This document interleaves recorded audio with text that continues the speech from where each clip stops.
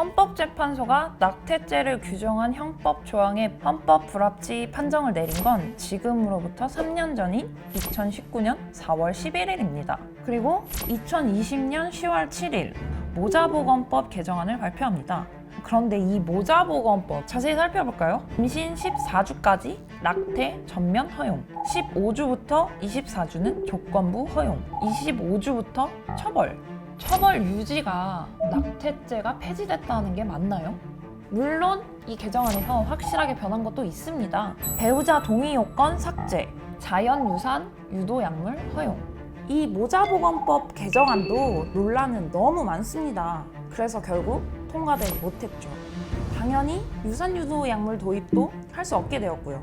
낙태죄가 폐지된 2019년 4월 11일 이후에도 아름아름 비공식적으로 정보를 공유해야 하고 어디서 어떻게 임신 중단 시술을 받을 수 있는지조차 모릅니다.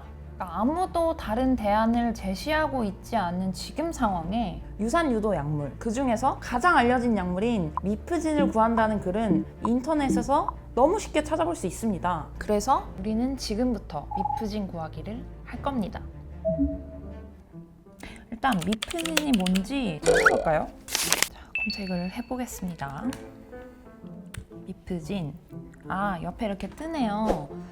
아니 근데 이것만 봐서는 모르겠는데? 아니 정확한 정보를 제공하는 곳이 없어요.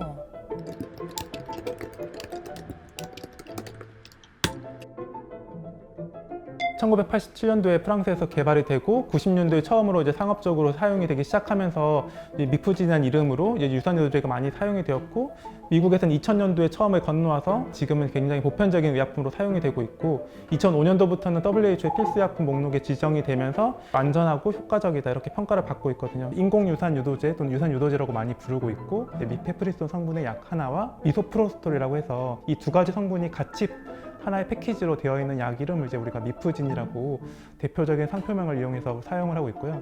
한국의 미소프로스톨이라는 성분은 1990년대 이미 허가를 받은 상태여가지고 현재도 산부인과에서 사이토텍이라는 이름으로 많이 사용이 되고 있고요. 자, 이제 이 약물을 어떻게 구하는지 한번 찾아볼게요. 위민온웹이라는 홈페이지에 들어가야 되는데요. 위민온웹은 우리나라에서는 들어갈 수 없는 홈페이지입니다. 방송통신위원회에서 온라인상 약물 판매는 약사법에 저촉된다는 이유로 접속을 차단했기 때문이죠. 위민온 웹은 의사가 직접 설립한 비영리 단체로 산부인과 의료진과 함께 각국의 여성들을 지원하고 임신 중단을 위한 의학 정보를 제공하는 일을 하는데요. 이거 봐, 안 들어가져요. 이거 봐. 사이트에 연결할 수 없음이 뜨고 일반적인 방법으로 들어갈 수가 없네요. 하지만 저는 여러분의 알 권리를 위해 도전해 보겠습니다. 오케이, 들어가졌어요. 자, 한국어로도 이렇게 되네. 우리는 낙태 유도제 의약품이 필요합니다. 이걸 한번 들어가 보겠습니다. 90유로. 90유로 얼마야? 12만 원. 12만 2천 원 정도면 이 약을 구할 수 있는 거예요. 스타트를 눌러 볼게요. 와, 질문이 34개나 돼요. 34개 정도의 질문을 통해서 어느 상황인지 임신을 어떻게 확인했는지 이런 것도 다 알 수 있는 것 같은데 34개의 질문을 꼼꼼하게 읽도록 유도를 하고 있고 이 34개의 질문을 다 대답을 하고 나면 이름과 주소를 쓰는 칸이 나와요. 우편으로 제가 선택한 주소지로 오는 거죠. 90유로의 기부를 요청한다고 되어 있어요. 그리고 이거는 기부할 여력이 없는 다른 여성을 도울 수 있는 말 그대로 기부인 거죠. 지금 우리가 위민온 웹을 통해서 잠깐 봤지만 생각보다 꽤 간단하게 신청을 할 수 있는 것 같은데요? 왜 우리나라에서는 금지하고 있을까요? 근데 우리나라에서도 이 미프진과 비슷한 약물을 수입해오려는 회사가 있대요. 근데 이게 10개월이 넘게 허가를 못 받고 있다고 해요. 수입을 해오려고 기다리고 있는 제약회사에 전화를 해볼 예정입니다. 감사합니다. 응답입니다. 네. 혹시 미프지미소는 언제 나오나요? 아직 일정이 확정된 게 없습니다.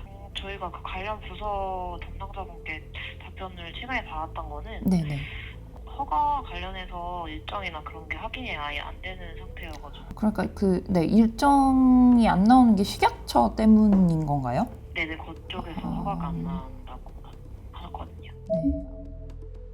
그러니까 우리나라에서 의약품을 허가하는 방법이 희귀의약품센터라고 해서 긴급하게 필요한 의약품을 어떤 공공기관에서 신청을 해가지고 의약품을 도입하는 경우가 있고, 또 다른 방법은 이제 제약회사를 통해서 의약품이 도입되는 방법이 있는데, 이제 정부 쪽에다가 그 긴급 도입을 통한 의약품 구매를 할 수 있게끔 여러 가지 방법의 요구를 했었었는데 그게 잘 이루어지지는 못했고, 정부는 어쨌든 이게 필수적인 치료제라고 판단하지는 않았던 것 같아요. 그러니까 정부가 가장 큰 문제인 거죠, 사실은. 지금 현재 도입할 수 있는 방법의 제도들은 다 마련이 되어 있는데 저런 식으로 미루게 하는 거죠. 가장 안전하게 임신 중지할 수 있는 가장 중요한 방법은 최대한 빨리 하는 거예요. 지방에 사시는 여성들이 임신 중지가 원하는 경우에 근처에는 임신 중지를 제공하는 산부인과 의원이라든지 병원이 없거든요. 낙태죄 폐지 이후로 아무것도 정해지지 않은 현 상황은 임신 중단의 주체가 아닌 사람들의 죄책감만 덜어주고 있는 건 아닐까요? 실제 임신 중단 주체인 여성들은 어떤 현실을 겪고 있는지 한번 들어보려고 해요. 이 여성이 알고 싶은 건 사실은 얼마의 비용이 들고 어디를 찾아가야 하며 병원 리스트가 있냐, 수술을 하는 이외에 다른 방법은 없는지, 지금 실질적으로 아무것도 변화된 거는 없는 상황이거든요. 구체적인 어떤 정보를 제공할 수 없는 실정인 거죠. 또 여전히 보험이 적용되는 것도 아니고, 그러니까 질문은 계속되면서 혼선이 있는 것 같아요.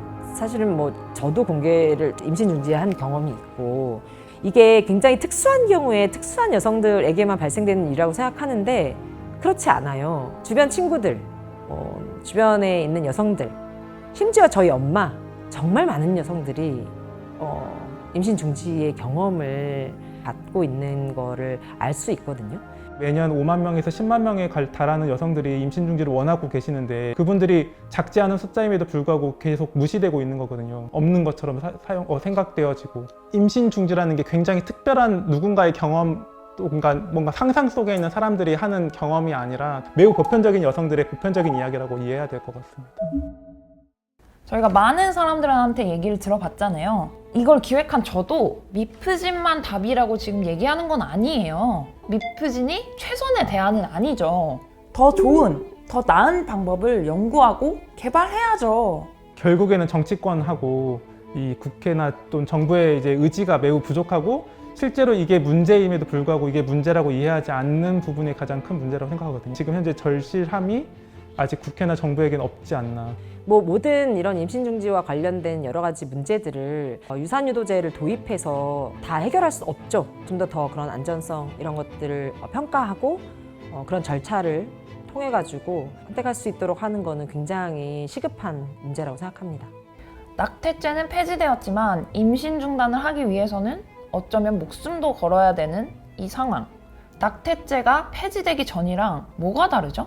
미프진 구하기는 임신 중단 약물 구하기였지만 임신 중단을 할 수 있는 방법을 요구하는 것이다. 지금 다 전화를 안 받는데요.